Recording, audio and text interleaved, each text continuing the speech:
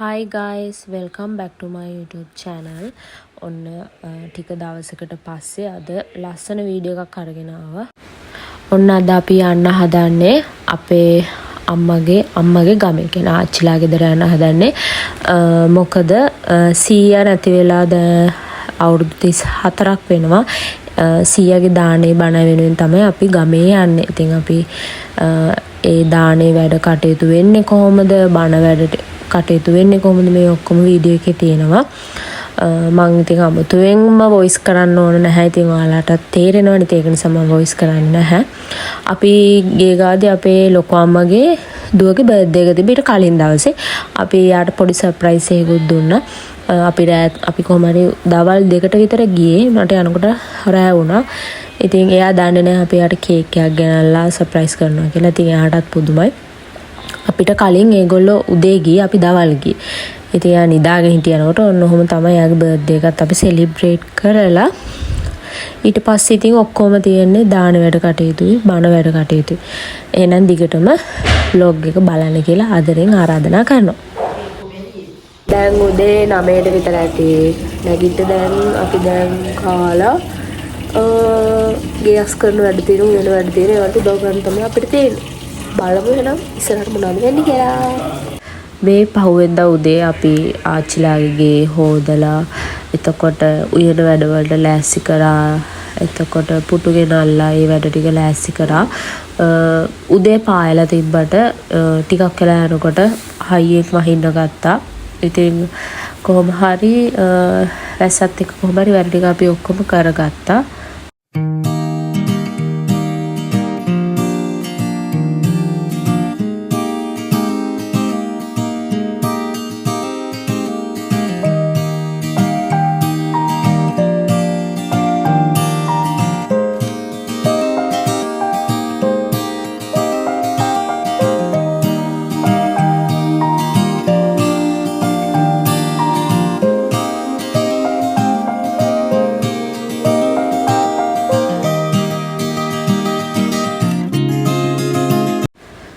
අපි ඊට පස්සේ හවස මේ ආච්චිලාගේ ගෙවල් ගාවම තියෙනවා පීල්ලක්.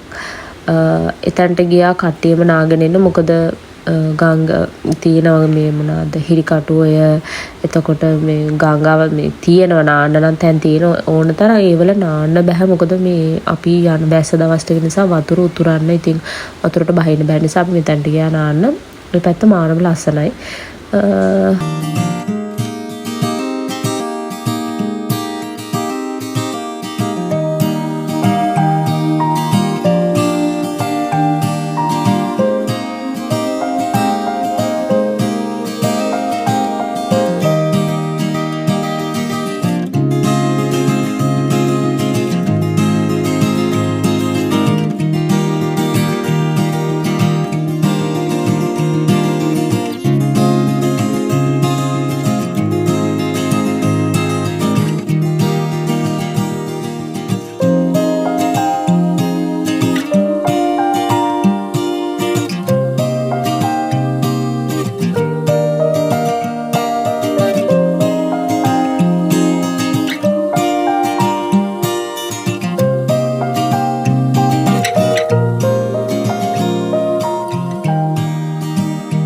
මේ පහුවෙන්දා උදේ අපි නැගිටලා දානේ වැඩවලට ලෑස්ති වුණේ මේ විදිහට.